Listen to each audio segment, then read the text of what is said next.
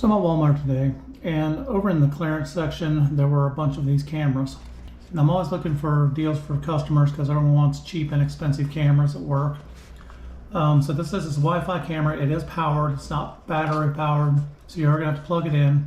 But it was $16.97 on sale. So I figured I'd pick one up just to see how well it worked. And this was at Walmart. Looks like a good, inexpensive camera. My guess is probably indoor only.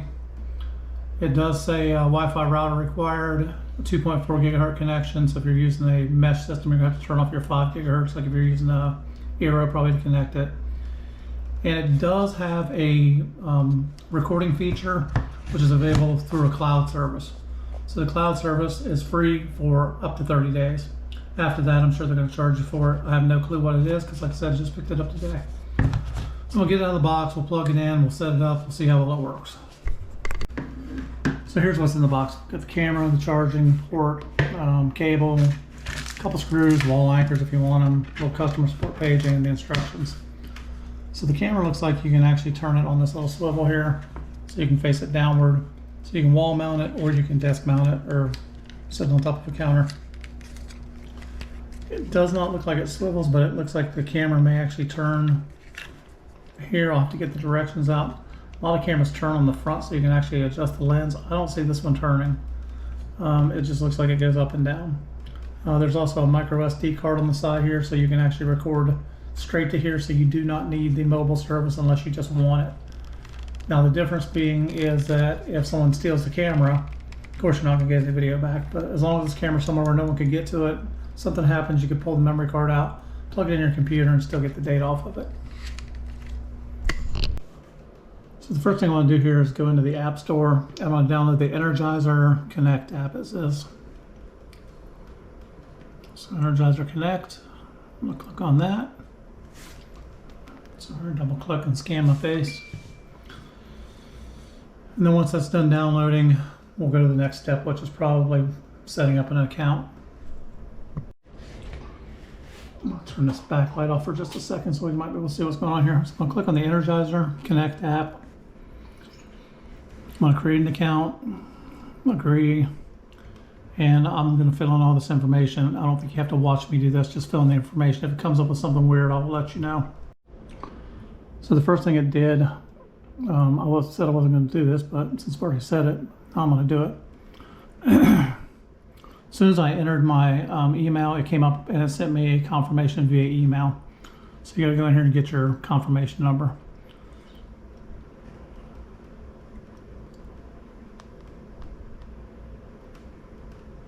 And then I'm going to create a password.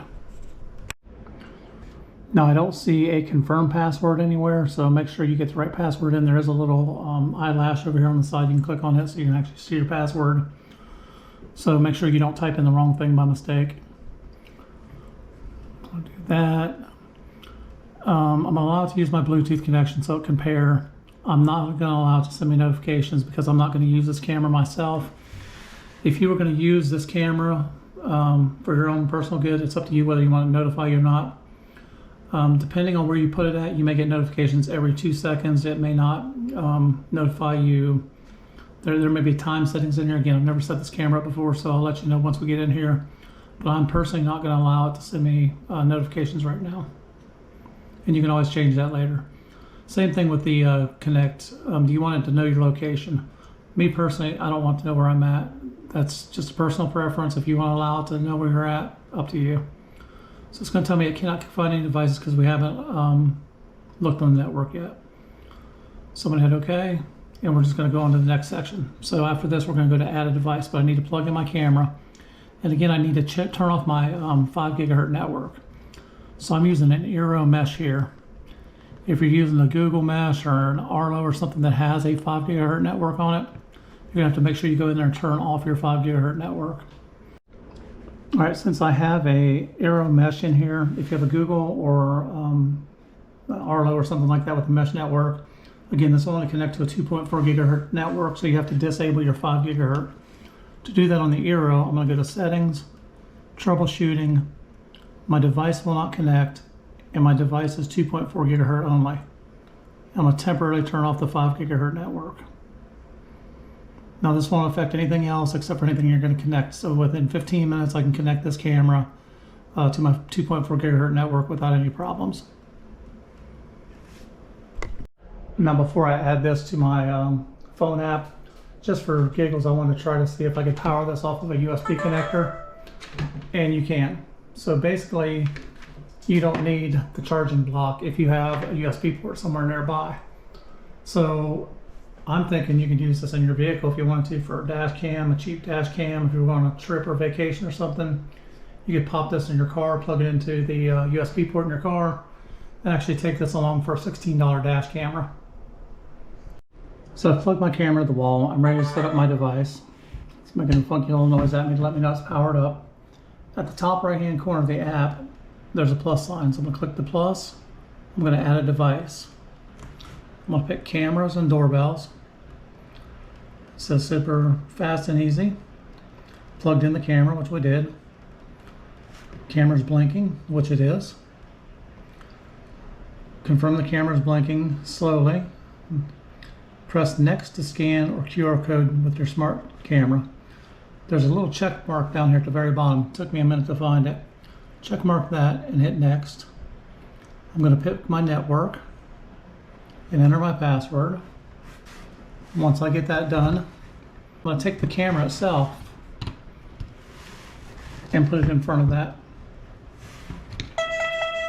There we go. Now I got a prompt.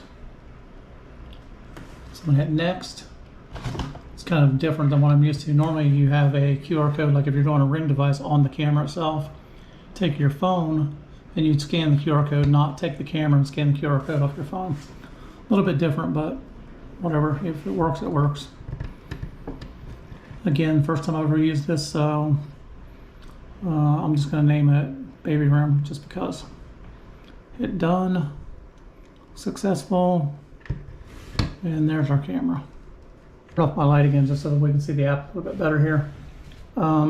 It looks like you have an HD or an SD version, so depending on your internet strength, if your internet is slow, if you switch it to SD, basically the camera will load faster. There's a full screen mode here, which if I click that, camera goes full screen, and it looks like I can pinch and zoom in and zoom out. I'm gonna hit the back arrow, takes me back to my menu. Looks like you can take a snapshot. It's gonna have to allow access to your photos. So you can actually take a snapshot. It looks like you can talk on here. I'm gonna allow my microphone, and you can talk over it, so you can hear over it. So I'm gonna turn that off. Maybe I can. There's a mute button right there. Record to phone, so you could actually download it straight to the phone. There's a playback section. Notifications for motion, so you can actually set up your motion detection here. You could do a sound detection, which is kind of nice because if you so you took out a dog barking or something, if the dog is lower than the camera, your dog bark could actually trigger it. And then you've got a cloud storage. So it looks like a pretty simple camera setup. It doesn't look like anything complicated to use. You're recording video straight to your phone. The cloud service, again, would be optional if you want to actually record onto a cloud. That way you retrieve the data, but again, with this SD card in the side of it, for 17 bucks, this looks like a really good deal. You could set up 3 or 4 of these in your house, and for less than 100 bucks have a decent camera system in your house where you could have two-way communication, talk back and forth and see and hear what's going on, and also talk to the people that you want to, or if someone was near your house, you can actually tell them to buzz off or whatever you wanted to. Again, it says indoor rated. Well, it doesn't say indoor rated on it anywhere, but I'm guessing just by the quality of it, just the speaker on the side. The SD card's not covered. I would not put this outside anywhere. It's not going to last if you do. Anyhow, thanks for watching. If I get into something else on it, if I do some more reviews on it, I'll let you know. But for 17 bucks, I would recommend this so far. I'll let you know after about 30 days whether it lasts.